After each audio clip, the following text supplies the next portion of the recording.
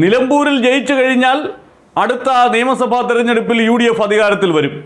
നിലമ്പൂരിൽ തോറ്റാൽ പിന്നെ ഭരണം പിടിക്കാമെന്നുള്ള മോഹം അങ്ങോട്ട് വച്ചുകെട്ടാം.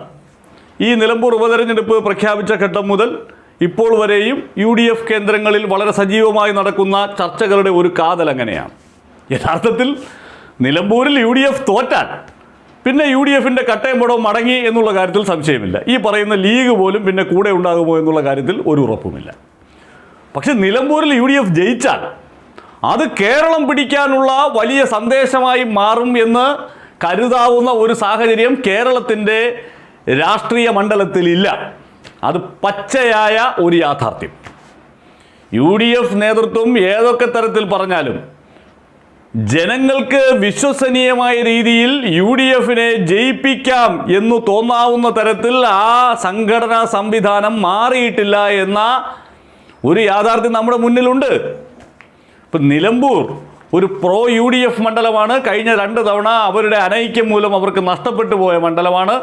ആ മണ്ഡലം അവർ LDFിൽ നിന്ന് തിരികെ പിടിക്കുന്നു. അത് സംസ്ഥാനമൊട്ടാകെ കൊടുക്കുന്ന ഒരു മെസ്സേജ് അതിഭീകരമാണ് എന്നൊക്കെ നമുക്ക് പറയാൻ കൊള്ളാം, അല്ലെങ്കിൽ സോഷ്യൽ മീഡിയയിൽ എഴുതിയിടാൻ കൊള്ളാം. ആളുകളുടെ മനസ്സിൽ വളരെ കൃത്യമായ ധാരണയുണ്ട് നിലമ്പൂർ ഒരു UDF അനുകൂല മണ്ഡലമാണ് എന്നുള്ളത്. രാഹുൽ ഗാന്ധിക്കും പ്രിയങ്ക ഗാന്ധിക്കും ഒക്കെ കിട്ടിയ വോട്ടും ആ ഭൂരിപക്ഷവും ഒക്കെ നമ്മുടെ മുന്നിലുള്ളതല്ലേ. തദ്ദേശ തെരഞ്ഞെടുപ്പിൻ്റെ കണക്കുകൾ നമ്മുടെ മുന്നിലുള്ളതല്ലേ. അപ്പോൾ അങ്ങനെ UDFന് അനുകൂലമായി നിൽക്കുന്ന ഒരു മണ്ഡലം, ആ മണ്ഡലം കഴിഞ്ഞ 2 തവണയും PV അൻവറിൻ്റെ പിന്തുണയോടുകൂടി LDF പിടിച്ചെടുത്തതിനെ തിരിച്ചു പിടിച്ചാൽ ഉടനെ കേരളം പിടിക്കാനുള്ള സംവിധാനമായി എന്ന് ഏതെങ്കിലും തരത്തിൽ UDFകാർ വിചാരിച്ചു പോയാൽ അവർ രാഷ്ട്രീയ അബദ്ധമാണ് ചെയ്യുന്നത്. യഥാർത്ഥത്തിൽ കേരളത്തിൽ ഭരണം പിടിക്കണമെങ്കിൽ ഇപ്പോഴത്തെ 41-ൽ നിന്ന് 30 സീറ്റുകൾ കൂടി പിടിക്കണം UDF. അങ്ങനെ 30 സീറ്റുകൾ അധികം പിടിക്കാനുള്ള ഏതു സാഹചര്യം കേരളത്തിൻ്റെ ഏത് മേഖലയിലുണ്ട്? വടക്കൻ മേഖലയിലുണ്ടോ, മധ്യ കേരളത്തിലുണ്ടോ, തെക്കൻ കേരളത്തിലുണ്ടോ? നമ്മൾ ഉദാഹരണമായി തെക്കൻ കേരളം മാത്രം പറയുന്നു. 39 സീറ്റുകളുള്ള 4 ജില്ലകൾ. തിരുവനന്തപുരത്ത് 14, കൊല്ലത്ത് 11, ആലപ്പുഴയിൽ 9, പത്തനംതിട്ടയിൽ 5. ഇതിൽ വെറും 4 എണ്ണമാണ് ഇപ്പോൾ UDFൻ്റെ കൈവശമുള്ളത്. തിരുവനന്തപുരത്ത് 1, കൊല്ലത്ത് 2, ആലപ്പുഴയിൽ 1, പത്തനംതിട്ടയിൽ ഇല്ല. ഈ 39 സീറ്റുകളിൽ ഒരു 20 സീറ്റെങ്കിലും ചുരുങ്ങിയത് പിടിക്കാനായില്ലെങ്കിൽ UDFന് എങ്ങനെ അധികാരത്തിലെത്താനാകും?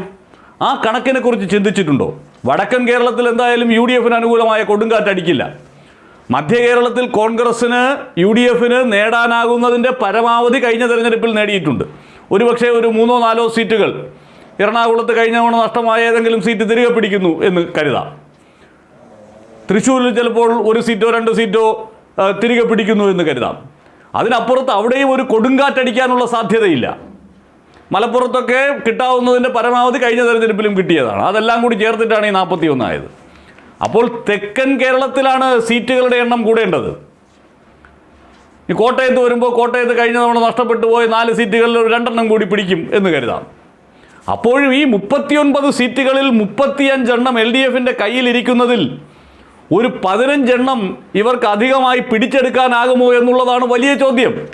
അതിനുള്ള സംവിധാനം UDFന് തെക്കൻ കേരളത്തിൽ ഉണ്ടായിട്ടില്ല എന്ന് ആണയിട്ട് പറയാം. എഴുതി വച്ചോളൂ. തെക്കൻ കേരളത്തിലെ 39 സീറ്റുകളിൽ ചുരുങ്ങിയത് 20 സീറ്റില്ലെങ്കിൽ സുരക്ഷിതമായി ഭരണത്തിലേക്ക് എത്താൻ കഴിയില്ല.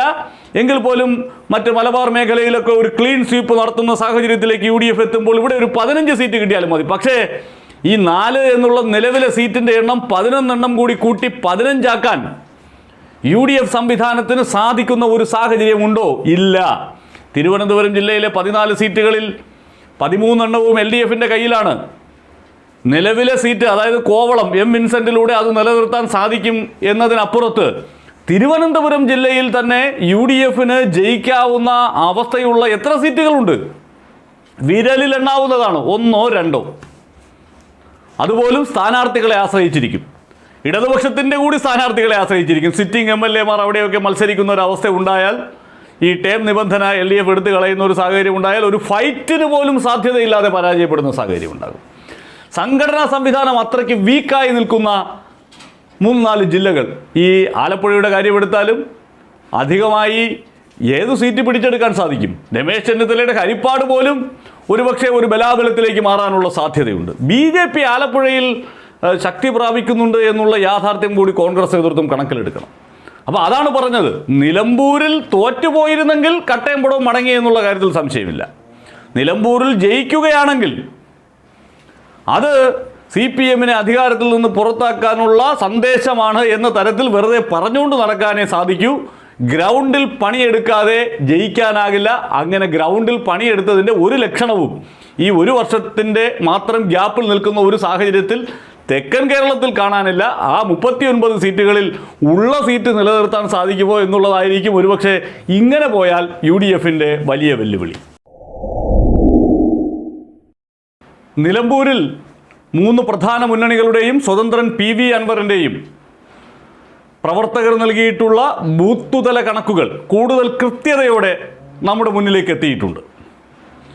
UDF-ഉം LDF-ഉം ഒരുപോലെ വിജയം അവകാശപ്പെടുമ്പോൾ PV അൻവർ പുറമേക്ക് താൻ ജയിക്കുമെന്നൊക്കെ അവകാശപ്പെടുന്നുണ്ടെങ്കിലും ഒരു 18,000 മുതൽ 22,000 വരെ വോട്ട് പിടിച്ചാൽ അതൊരു മഹാനേട്ടം എന്ന നിലയിലാണ് അവരുടെ നേതൃത്വം കണക്ക് കൂട്ടുന്നത്. BJP ആണെങ്കിൽ കഴിഞ്ഞ തവണത്തെ വോട്ട് പിടിച്ചാൽ അത് മഹാഭാഗ്യം എന്ന ചിന്തയിൽ തന്നെയാണ്. LDF-നെ സംബന്ധിച്ചിടത്തോളം സ്വരാജ് അവിടെ ഒരു അട്ടിമറി വിജയം നേടും എന്നവർ പ്രതീക്ഷിക്കുന്നുണ്ട്. അട്ടിമറി വിജയം എന്ന് പറയുന്നത് എല്ലാവരും UDF ജയിക്കും എന്ന് അവകാശപ്പെടുമ്പോൾ അത് അങ്ങനെയല്ല എന്ന ചിന്തയിൽ നിന്നാണ് അതൊരു അട്ടിമറി വിജയമാണ് എന്ന് LDF ഇപ്പോഴേ കണക്ക് കൂട്ടുന്നത്. 3 പഞ്ചായത്തുകളിലും നിലമ്പൂർ നഗരസഭയിലും 1000-നും 1500-നും ഇടയിലുള്ള വോട്ടിൻ്റെ ലീഡ് ഉറപ്പിക്കുക അത് അത്രയധികം പ്രയാസമുള്ള കാര്യമല്ല എന്നുള്ളതാണ് ഇപ്പോൾ ഇടതുപക്ഷം അവരുടെ ബൂത്തുതല കണക്കുകൾ നിരത്തി നമ്മളോട് പറയുന്നത്. UDF-ന് വലിയ തോതിൽ ലീഡ് ലഭിച്ചേക്കാവുന്ന വഴിക്കടവ്, മൂത്തേടം പഞ്ചായത്തുകളിൽ പ്രതീക്ഷിച്ചതുപോലെ അവർക്ക് ലീഡ് ഉണ്ടാകില്ല. 1000-ന് താഴെ അല്ലെങ്കിൽ ഒരു 1500 വരെ പരമാവധി എന്ന നിലയിൽ മാത്രമേ അവിടങ്ങളിൽ ലീഡ് ഉണ്ടാകൂ എന്നുള്ളതാണ് ഇടതുപക്ഷത്തിൻ്റെ കണക്കുകൂട്ടൽ. ചുങ്കത്തറയിലും എടക്കരയിലും ഒരു നേരിയ ലീഡ് UDF-ന് അവർ നൽകുകയും ചെയ്യുന്നു. എന്തായാലും ഒരു 1600-നും 2200-നും ഇടയിലുള്ള വോട്ടിൻ്റെ ഭൂരിപക്ഷത്തിൽ ജയിക്കുമെന്നാണ് LDF-ന്റെ അവകാശവാദം. UDF-ന്റെ കണക്ക് കുറെ കൂടി വലിയ അർത്ഥത്തിൽ ജയിക്കും എന്ന് തന്നെയാണ്. അവരുടെ ഒരു ബൂത്ത് തലങ്ങളിലെ കണക്കുകൾ അനുസരിച്ച് 8500-നും 10,000-നും ഇടയിലുള്ള വോട്ടിൻ്റെ ഭൂരിപക്ഷത്തിൽ ആര്യാടൻ ഷൗക്കത്ത് ജയിക്കുമെന്നത് ഉറപ്പാണ്.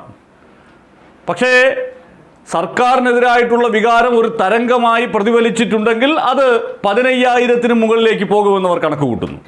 ഇപ്പോഴത്തെ സാഹചര്യത്തിൽ വഴിക്കടവിലും മൂത്തേടത്തും 3000-നും 4000-നും ഇടയിലുള്ള വോട്ടിൻ്റെ ഭൂരിപക്ഷമാണ് അവർ പ്രതീക്ഷിക്കുന്നത്. ചുങ്കത്തറയിൽ ഒരു 2000 വരെയുള്ള ഭൂരിപക്ഷം പ്രതീക്ഷിക്കുന്നു. എടക്കരയിൽ ഒരു 1500-നും 2000-നും ഇടയിലുള്ള ഭൂരിപക്ഷം UDF പ്രതീക്ഷിക്കുന്നു. അതുപോലെ നിലമ്പൂർ നഗരസഭയിലും 1000 വോട്ടിൻ്റെ വരെ ഭൂരിപക്ഷം ഉണ്ടാകുമെന്നാണ് അവർ കണക്ക് കൂട്ടുന്നത്.